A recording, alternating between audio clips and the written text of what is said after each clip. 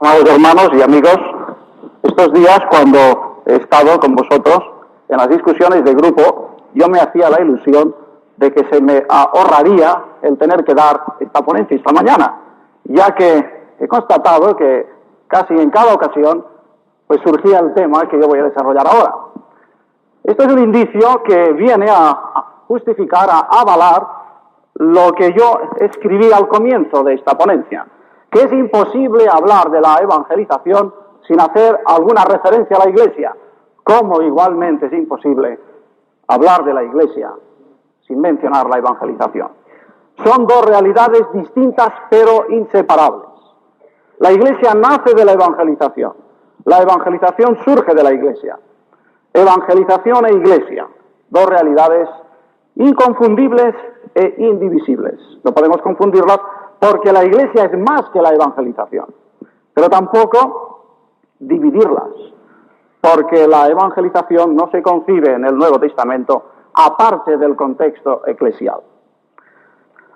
La tarea múltiple de la Iglesia, sus ministerios, el sentido mismo de su estar y actuar en el mundo, su presencia y su servicio abarcan más que la evangelización. La Gran Comisión no agota ni la responsabilidad ni la actividad de la Iglesia de Cristo, pero sí se puede afirmar al mismo tiempo que constituye su deber principal, su labor más importante.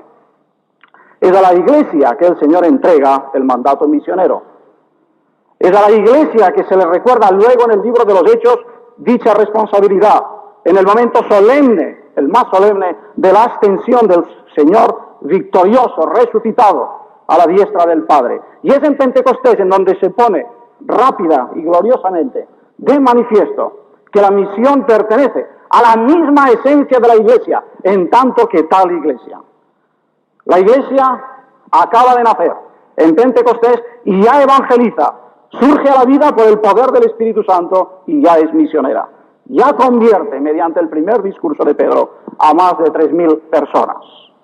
Es por ello que no podemos estar de acuerdo con algunas de las corrientes actuales de muy amados hermanos que, sin embargo, tenemos la convicción y erran cuando afirman, como por ejemplo en un libro que hace poco ha salido, estrictamente hablando, la Iglesia como un todo no tiene misión que cumplir, porque Dios nunca le ha ordenado llevar a cabo colectivamente alguna tarea, cualquiera que ésta pudiera ser.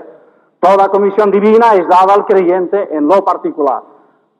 Tengo la convicción de que esto es antibíblico, porque lo individual, la responsabilidad individual, no anula la colectiva, ni la colectiva puede hacerse prescindiendo de la individual. Son dos realidades que deben armonizarse.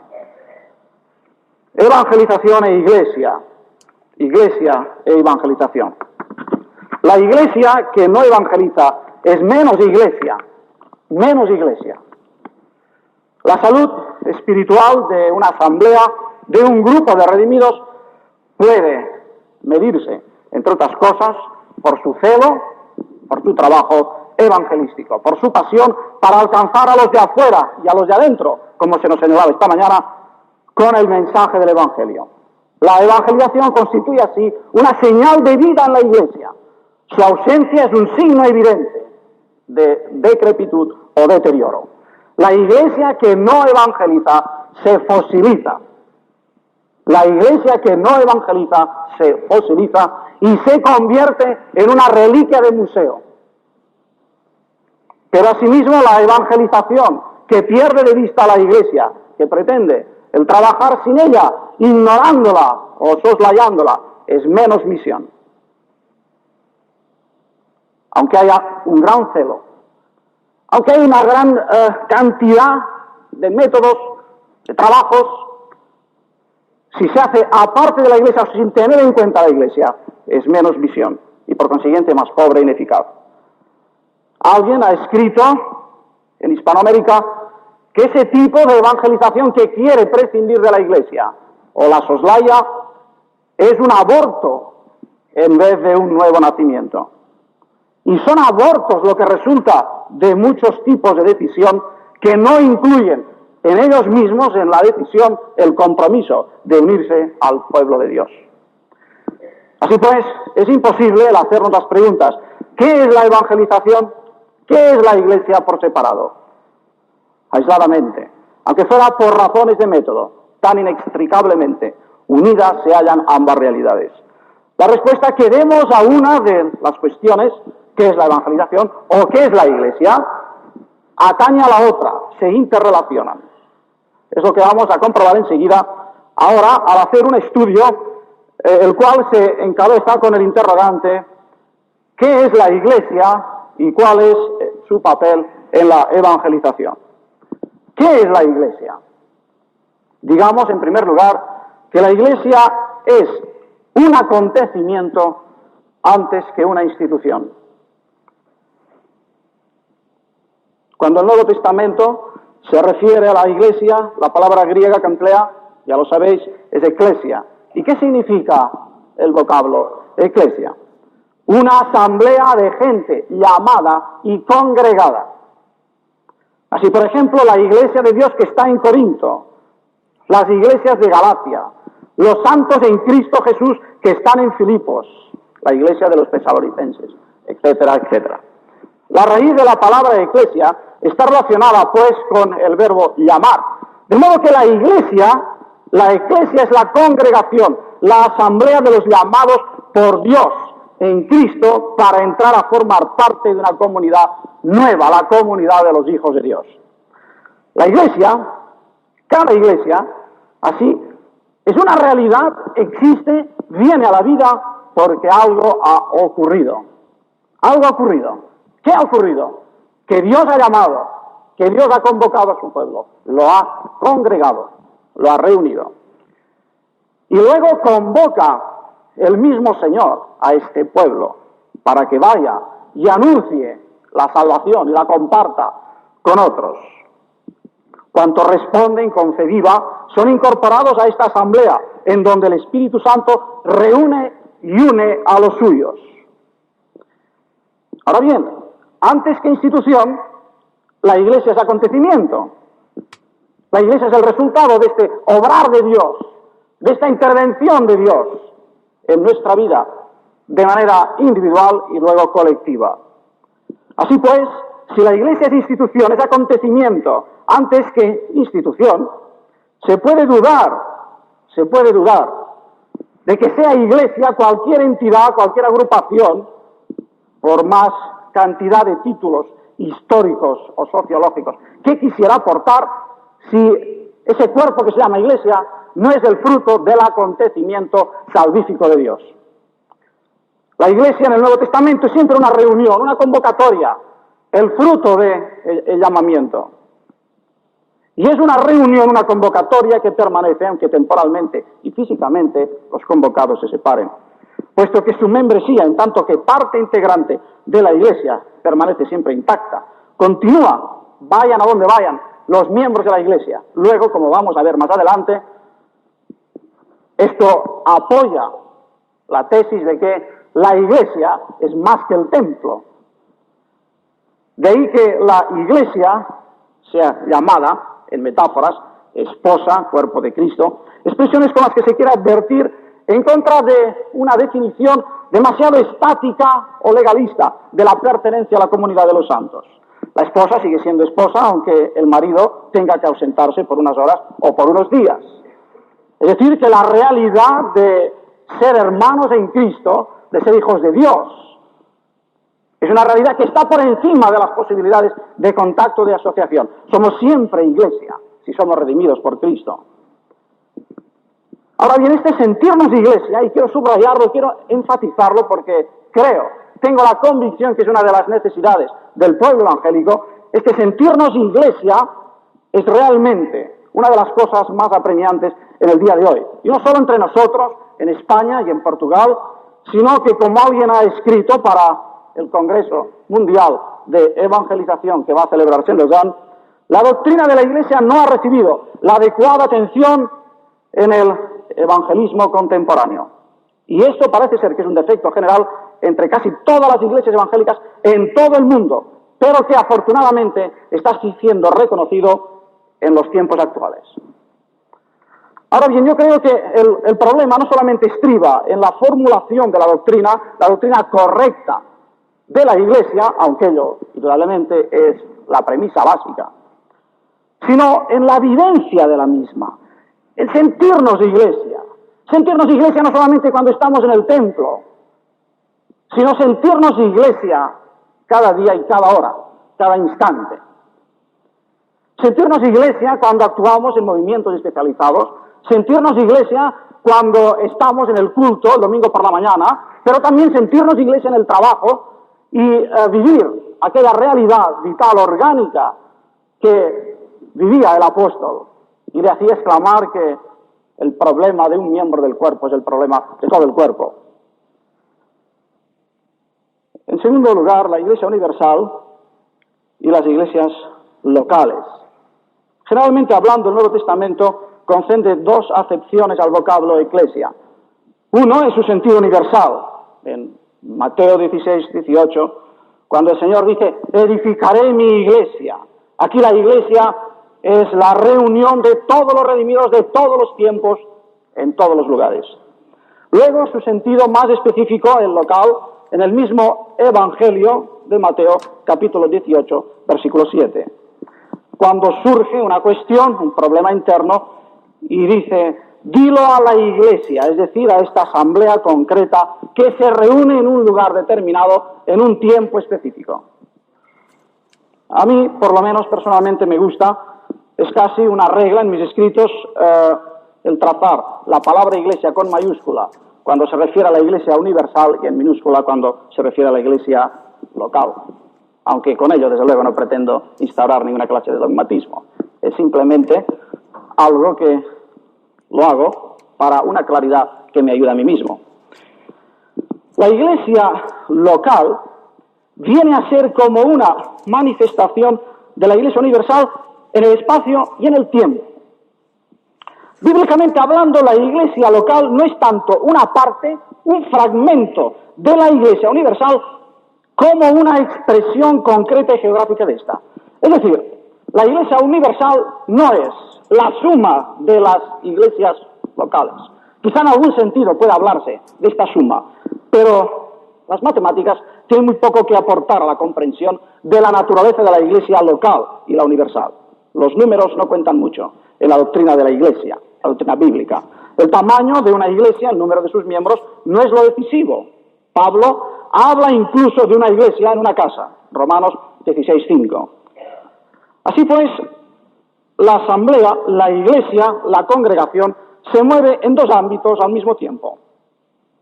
El universal y el local, el espiritual y el concreto de la geografía y del tiempo. En un plano trascendente que nos une con la iglesia universal, que nos da la dimensión espiritual, la iglesia son los santos en Cristo Jesús. Acordaos de los saludos de Pablo en sus epístolas, Filipenses 1:1. Los santos en Cristo Jesús, que es el equivalente de la iglesia de Dios, en 1 Corintios 1:2. La iglesia de Dios, los santos en Cristo Jesús, o simplemente la iglesia, y que se refiere a esta dimensión trascendente espiritual. Pero si nos servimos de Filipenses 1:1 que acabo de mencionar, encontramos que hay más, porque los santos en Cristo Jesús son los que están en Filipos, son los llamados por Cristo, los llamados, los santos, apartados, congregados, llamados por Cristo y congregados en Cristo. Pero ahora se nos aclara, se nos amplía la visión y se nos dice que están en Filipos. Esto nos demuestra la dimensión local, concreta, en la geografía, donde vive una comunidad determinada de creyentes. La iglesia de Dios, que está en Corinto, la iglesia de los tesalonicenses, etc. Pero hay todavía más. En Filipenses 1:1, los santos en Cristo Jesús que están en Filipos, con los obispos y diáconos. ¿Qué significa esto? La dimensión geográfica e histórica hace necesaria la estructura de gobierno, por mínima que sea. Recuerdo que ayer en una discusión de grupo, en una excelente intervención, se hablaba de ello. El organismo va delante de la organización, pero no puede prescindir de la organización. Tiene que haber un mínimo de estructura, y esto es lo que nos enseña la palabra de Dios. Así que la Iglesia puede ser explicada como los santos en Cristo Jesús que viven en un lugar determinado y entre los que el Señor suscita los ministerios necesarios para la edificación y la evangelización. El acontecimiento, o sea, los santos en Cristo Jesús, esto es el acontecimiento, viene antes que lo institucional, pero no anula, al contrario, lo exige, lo requiere. Los santos en Cristo Jesús, que están en Filipos, con los obispos y diáconos, con los pastores, con los ministros de la Iglesia. Así pues, una iglesia local manifiesta en cierto lugar determinado del espacio y del tiempo a la Iglesia universal. Tenemos, por ejemplo, los mensajes de Cristo a las 7 iglesias en el libro del Apocalipsis. El número 7 es la cifra de la perfección en toda la Escritura, por lo que se deduce en sana exégesis que las 7 iglesias son una representación de la Iglesia universal. No obstante, cada iglesia es responsable en un sitio concreto y en un momento determinado de vivir la plenitud eclesial en comunión con el Señor y en fidelidad a su palabra. Así constituye, o debiera constituir, una manifestación y un signo de la gloria y de la gracia de Dios. Y esto no solo a los ojos del cielo, Efesios 3:10, sino también delante de aquellos que nos rodean, 2 Corintios 5:11. Porque Dios no tiene otro plan revelado que el de servirse de cada iglesia local para la evangelización. Como tampoco tiene ninguna otra manifestación de la realidad de la Iglesia universal que su expresión en el tiempo y en el espacio a base de comunidades de redimidos. Por cada referencia a la Iglesia universal, el Nuevo Testamento ofrece más de 8 a la Iglesia local. La vida y la comunión de la familia de Dios deben ser cultivadas y debe ser demostrada por medio de manifestaciones encarnadas en la existencia cotidiana. De ahí la necesidad de la Iglesia local, que se encarna, que se introduce en la realidad concreta en que vivimos. Y que debe ser como algo así como un microcosmos de la totalidad de la familia eclesial. Es así porque Dios no gusta de abstracciones. Dios no es tan teórico como nosotros a veces acostumbramos a ser. Así la Iglesia universal no queda diluida, difuminada, sino que quiere hallar una concreción. En las cartas llamadas pastorales, San Pablo exhorta a Timoteo para que sepas cómo debes conducirte en la casa de Dios, que es la Iglesia de Dios, columna y baluarte de la verdad. Sin embargo, lo concreto, lo encarnacional, lo local, no debe tampoco hacernos perder de vista el aspecto trascendente, universal, de la comunión de los santos en todo tiempo y lugar. Así es significativo que en Hechos 9:31 Lucas emplea singular para describir a un cierto número de iglesias. La iglesia entonces tenía paz por toda Judea, Galilea y Samaria, edificándose, andando en el temor del Señor, y se acrecentaba por la consolación del Espíritu Santo. Estoy usando la versión hispanoamericana. Otras versiones lo traducen igual, a diferencia de la Reina Valera, que aquí no se ajusta excesivamente bien al texto original. Así pues, a diferencia de 1 Corintios 16-19, en donde se habla de las iglesias en Galacia, aquí en Hechos 9:31 es la iglesia que está en paz por Judea, Galilea y Samaria. Bien, ¿qué nos enseña esto? Pues que la iglesia es más que una abstracción, y vuelvo a repetirlo, vuelvo a insistir, es más que una abstracción, tiene que encarnarse en un punto concreto y determinado, pero al mismo tiempo, este texto nos enseña que una iglesia local, o varias, a los ojos de Dios son su pueblo, y de ahí la necesidad que cada miembro de este pueblo se sienta iglesia, no solamente miembro de su iglesia local, sino iglesia del Señor universal. Porque para el Señor la iglesia que estaba en casa de Filemón, o la gran congregación de Jerusalén, o la importante comunidad de Corinto, o Antioquía, eran todas y cada una en la medida misma y exacta iglesias de Jesucristo. Y es así, vuelvo a repetir también, incluso con el riesgo de hacerme pesado, que la iglesia no responde a un concepto cuantitativo, sino cualitativo, creado por el acontecimiento, antes que por la entidad sociológica o legal. Acontecimiento que tiene lugar cuando Dios llama por su palabra y por su espíritu al arrepentimiento y a la fe en Jesucristo. Y cuando, como resultado de este llamamiento y de la fe que responde al mismo, los redimidos son incorporados al cuerpo del Señor. Es lo que acontece allí donde Cristo es reconocido y confesado como Señor, porque es su presencia, la presencia de Cristo, la que constituye a la Iglesia. Si una reunión, una congregación es iglesia, es porque el Señor está allí en medio de ellos. Él es quien convierte a los convocados, a los llamados, a los reunidos. Y Él es asimismo el que edifica y va transformando por el Evangelio y por su Espíritu, constituyéndonos a todos en iglesia.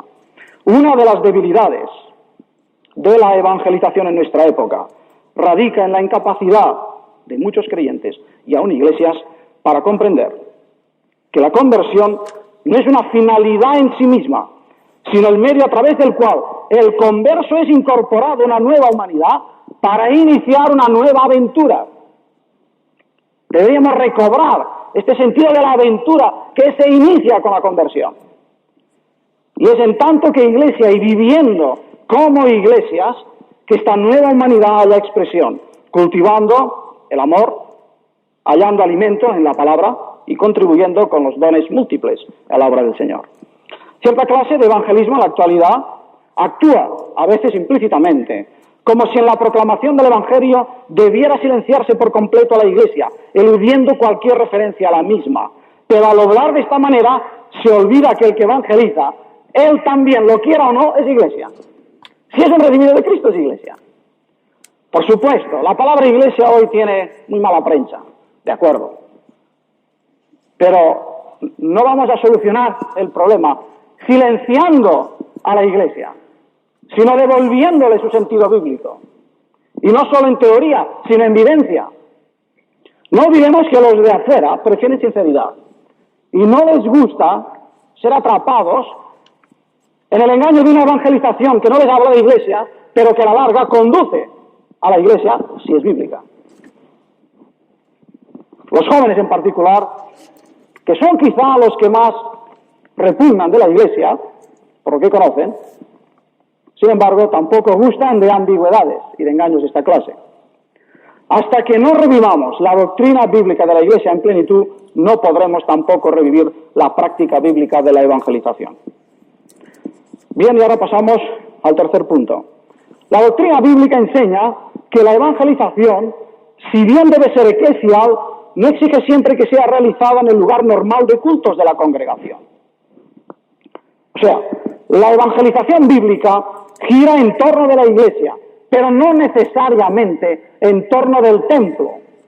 Repito, la evangelización bíblica gira en torno de la Iglesia, pero no necesariamente en torno del templo. Si repasamos los sistemas de Pablo, pues vemos que a menudo anunció el mensaje al aire libre, en el mercado, junto a un río en Filipos, en el campo de Marte de la ciudad de Atenas. Por supuesto, también utilizó los templos. Entró en la sinagoga, siempre que le fueron abiertas las puertas, y en Corinto, él mismo, leemos en el libro de los Hechos, abrió un local muy cercano de la sinagoga, luego que su mensaje había sido rechazado por los principales de esta.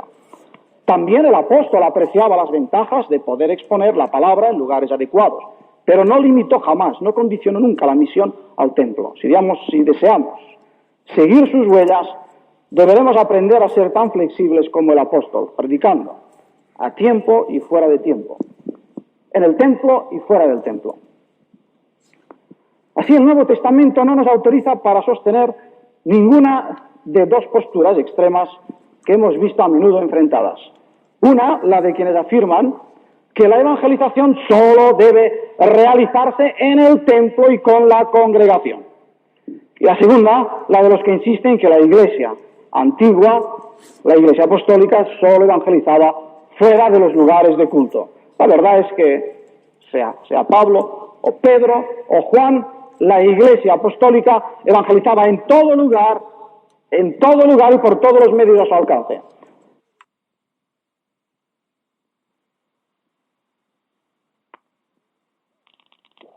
Pero, de la misma manera que no podemos identificar la evangelización con el templo, Tampoco debemos identificar el templo con la iglesia. Sí, ya sé que es algo que se sabe, ya lo sé. Pero parece que solo lo tenemos en cuenta cuando discutimos con los de la acera de enfrente, para salir al paso de una deformación secular, que ha hecho de los vocablos iglesia y templo términos sinónimos en el lenguaje del pueblo. Mas, ¿por qué no lo recordamos también para nuestro uso particular? La iglesia, en tanto que iglesia, puede y debe evangelizar en todas partes, tanto dentro como fuera del templo, sin que por ello deje de ser iglesia, insisto. Porque no hace a la iglesia las paredes del templo, hace a la iglesia la pertenencia a Cristo, hace a la iglesia ser de Cristo, la presencia de Cristo. Y Saulo asolaba a la iglesia, estoy leyendo Hechos 8:3-5. Entrando casa por casa, arrastraba a hombres y a mujeres y los entregaba a la cárcel. Pero los que fueron esparcidos, y estos que fueron esparcidos son la iglesia a que alude el texto anterior, los que fueron esparcidos iban por todas partes anunciando el Evangelio. Entonces Felipe, descendiendo a la ciudad de Samaria, les predicaba a Cristo. No haré ningún descubrimiento al decir que estos versículos son la clave para entender el éxito de la iglesia primitiva en la evangelización. La obra misionera no era solo responsabilidad de unos pocos especialistas. Todos y cada uno de los creyentes se esforzaban en dar testimonio de su fe. Aquí tenemos la explicación de la rápida extensión del cristianismo en poco tiempo. Pero en este contexto encontramos más. Si por un lado todos los hermanos se esfuerzan en la evangelización, no por ello se aprecia menos la colaboración de Felipe. Por un lado tenemos a todos los creyentes con unos sistemas que aquí no se nos explican, pero que podemos imaginar muy sencillos, de comunicación directa a nivel de pueblo, pero por otro lado se siente la necesidad de que Felipe venga y luego tenga oportunidad de hacer exposiciones más completas de la palabra. Vemos pues que no hay ese tipo de dicotomía de oposición que nosotros a veces hacemos, sino que en ese texto se conjura toda la realidad de la Iglesia, toda la aportación con todos los dones que el Señor ha dado a su pueblo. Ahora bien, lo que resulta evidente es que en nuestra época no vamos a llevar el Evangelio a todos los rincones de Portugal y España, todos los rincones del mundo en realidad, limitándonos simplemente a los cultos evangelísticos del domingo en cada uno de los templos abiertos. Aquí ya se pasa ahora al cuarto punto. Aunque reconocemos que la labor personal, contacto evidente del creyente con el incrédulo y la predicación sistemática cada semana se hallan entre los métodos más eficaces, como observa un profesor de California, del Fuller Seminary, hay millones que jamás oirán el Evangelio si tienen que esperar a escucharlo de labios de los pocos cristianos que viven en sus localidades.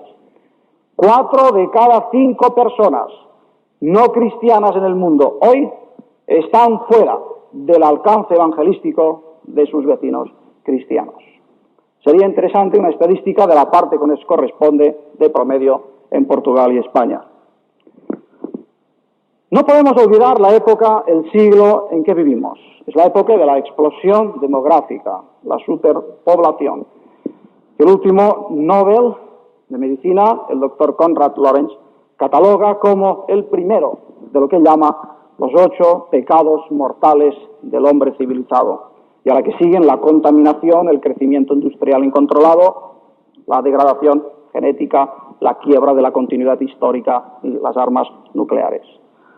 Todo ello constituye un cúmulo de cuestiones, de problemas que se derivan en su mayor parte de un mundo complejo y gigante, que se expresa en términos de multiplicación, aceleración, crecimiento y masificación. Pero no olvidemos tampoco que el nuestro es un mundo que nos ofrece posibilidades como nunca. Las grandes ventajas que también se nos ofrecen en todo lo que se llama más media, medios de comunicación, prensa, radio, televisión, literatura, etc. Pero, y esto nos importa como Iglesia, ni uno solo de los medios de comunicación se halla al alcance de una sola iglesia local. Ni uno solo. ¿Qué asamblea, por sí sola, por grande que sea, puede asumir la carga financiera que comporta el lanzamiento de una editorial, bien sea de libros, de discos, de cassette. Imposible. ¿Qué iglesia podría soportar el peso económico de un programa bien coordinado, realizado y continuado de emisiones de radio y televisión? Basten estos dos ejemplos y podríamos añadir otros como los anuncios en la prensa, campañas con películas, el follow-up tan costoso pero tan necesario, sin el cual todo lo que se haga no sirve para nada. Basten estos ejemplos. Pero al llegar a este punto nos damos cuenta de que el mundo actual, con todos sus condicionamientos sociológicos, pone a prueba nuestra capacidad de colaboración, lo que es lo mismo que decir que nos lanza un reto a la autenticidad de nuestras vivencias evangélicas. Toda la iglesia, es decir, cada iglesia local, cada cristiano, es deudora del evangelio a todo el mundo. Ahora bien, ¿qué está dispuesta a hacer la iglesia, cada iglesia, tú y yo, todos nosotros, para llevar con el mensaje del evangelio, llenarlo, todos los rincones de la península ibérica? Si una iglesia local hoy día no soporta ya el peso, todo lo que significa las posibilidades que se nos ofrecen de evangelizar, esto pide de nosotros colaboración, cooperación. Insisto, pone a prueba nuestra capacidad de ser fieles a las vivencias evangélicas, que proclamamos en teoría, pero que debemos vivir. Y paso al quinto punto, que es el último, la calidad de vida de la Iglesia y la calidad de la evangelización. Olvidamos muy a menudo, demasiado a menudo, que la calidad de la evangelización es paralela a la calidad de vida de la Iglesia que evangeliza. De la Iglesia que evangeliza entendida en cada uno de los miembros y también en el conjunto. ¿Cómo hablaremos con poder de la reconciliación, de un Dios que reconcilia, si nosotros mismos no acertamos a vivir como reconciliados? Si decimos que Cristo reconcilia y nos ven divididos, ¿cómo van a creernos? Fidelidad y comunidad, doctrina y vivencia, ortodoxia y cooperación, fe y fraternidad. No debieran ser nunca términos excluyentes, sino complementarios. Nosotros vigilamos las posibles filtraciones del error teológico en nuestras iglesias, en nuestros grupos, y hacemos bien. Y cada día la vigilancia será necesaria en este caos ideológico y teológico en que vivimos. Sí, tenemos que vigilar el error doctrinal, pero vigilamos con igual dedicación a quienes están pecando contra el amor. ¿O creemos que el pecado contra el amor es menos importante que el pecado contra la ortodoxia? ¿O es que acaso no hay una ortodoxia del amor, como hay una ortodoxia de la doctrina? ¿Estamos alerta frente a quienes siembran intolerancia y sectarismo entre los hermanos? Nos percatamos del daño que hacen los perfectos, los puros, los fariseos, que piensan ser el único remanente fiel en el mundo y miran por encima del hombro a los demás. No admitiríamos en nuestras reuniones a un Bullman o a un Robinson, al menos yo no los admitiría. Y quiera Dios que continuemos así. Pero qué fácil entrada tienen a veces ciertos mensajeros de la intransigencia, la cerrazón mental y el sectarismo. El camino de la fidelidad y la caridad, de la doctrina y de la vivencia, de la ortodoxia bíblica y del amor a los hermanos, os aseguro que es una senda difícil. Os lo aseguro. Lo venimos experimentando en la Alianza Evangélica Española desde hace años. Eso yo podría daros muchos ejemplos y el resto del comité.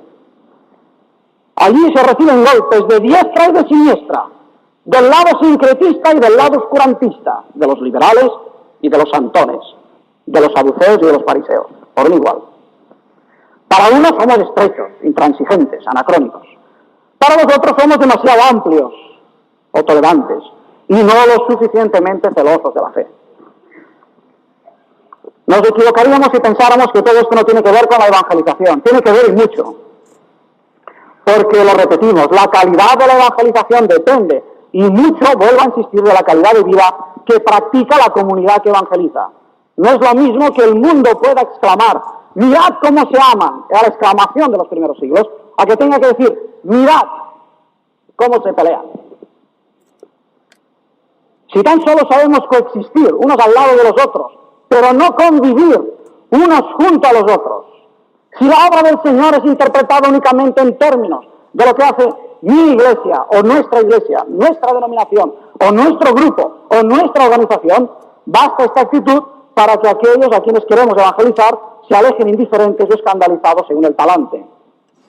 No solo nuestra manera de hacer, sino sobre todo nuestra manera de ser y estar en relación con el resto de las iglesias y creyentes, constituye una señal eficaz de testimonio o un antitestimonio.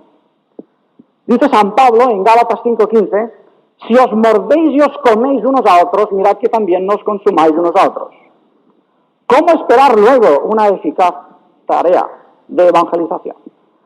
En el versículo que sigue a este texto, continúa el apóstol para darnos la alternativa. Andad en el Espíritu y no satisfagáis los deseos de la carne.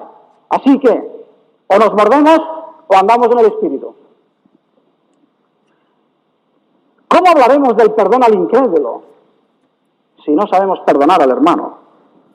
¿Cómo proclamaremos el amor de Dios y la dinámica de la fe si nos hallamos entretenidos, perdiendo el tiempo en disensiones, rencores y hasta competencias?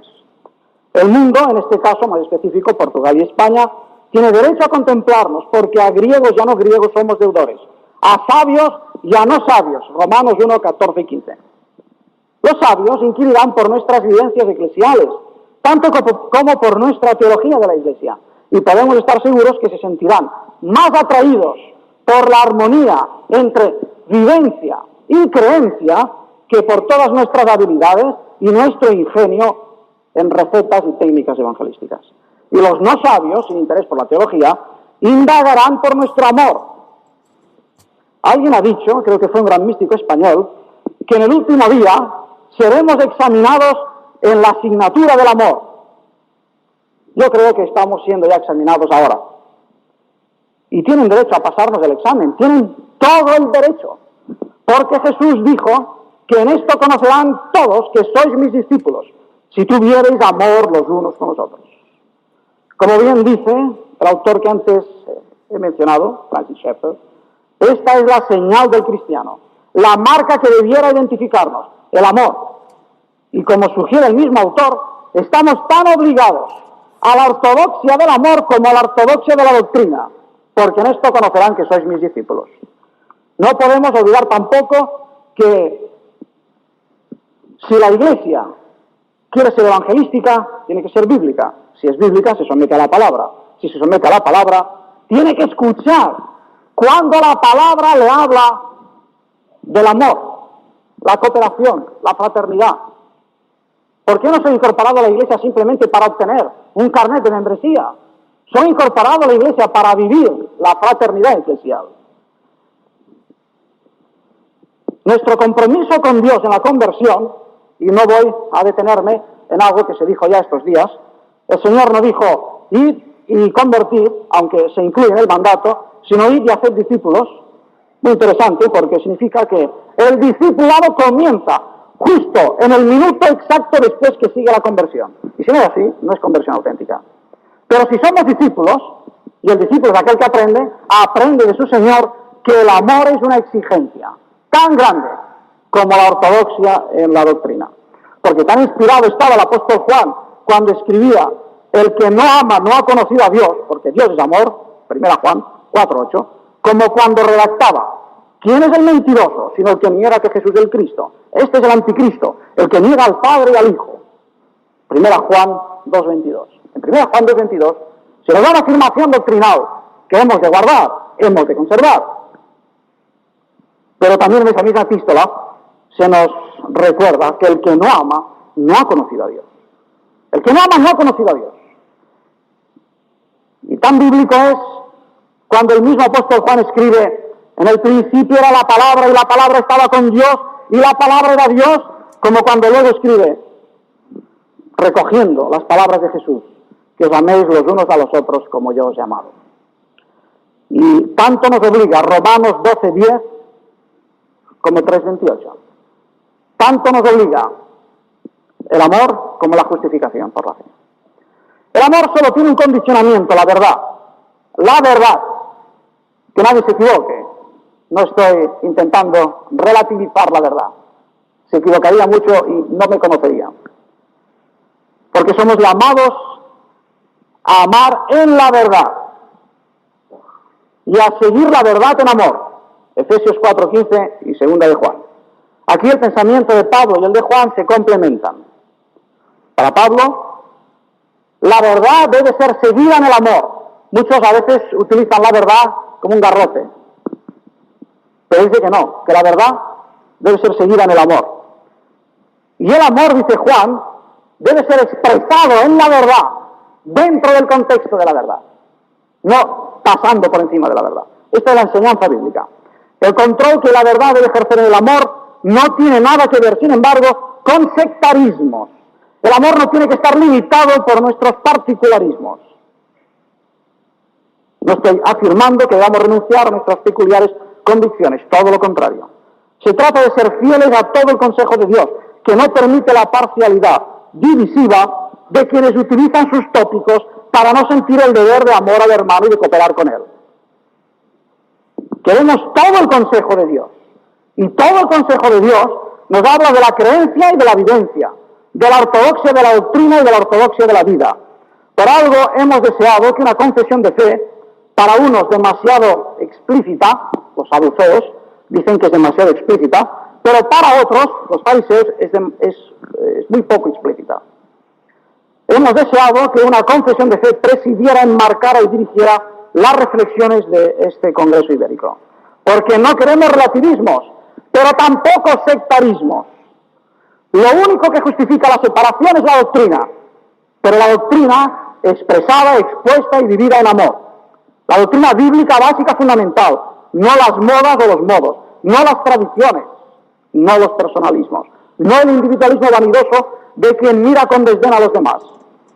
René Padilla ha escrito: de acuerdo con el Nuevo Testamento, Jesucristo no es el salvador de una secta. Jesucristo es el salvador del mundo. Esta es la visión que necesitamos como creyentes y como iglesia. Una visión amplia de los campos blancos para la siega. Y al mismo tiempo una no menos amplia voluntad de cooperación entre todos los que verdaderamente sean evangélicos. Si una voluntad de cooperación entre todos los que sean evangélicos. Hermanos, yo creo que si estos días son hermosos, si nos sentimos bien aquí, si creemos que el Congreso ha sido un éxito, pero luego marchamos a nuestros sitios de trabajo y en la obra evangélica no se ve más cooperación, no se ve más amor de unos con los otros, de unas iglesias con otras, de unas denominaciones con otras, y repito, insisto, aún haciéndome muy pesado quizá, vigilando la doctrina de la fe, pero no olvidando la ortodoxia del amor. Si luego no hay más cooperación, si luego no arrimamos más el hombro unos a otros, si dejamos de vivir de espaldas, si no sabemos cooperar, os lo aseguro, el Congreso habrá sido un fracaso. Creo que todo el esfuerzo que hemos hecho el comité y muchos otros hermanos para llevarlo adelante habrá sido un fracaso. Porque creo firmemente que el éxito de nuestra evangelización depende del éxito de nuestra vivencia eclesial. Solo en la medida en que vivamos intensamente, ardorosamente, apasionadamente, la Iglesia, solo en esta medida, podremos realmente evangelizar. Y evangelizar con eficacia. Evangelizar con éxito. Si primero tenemos éxito en casa.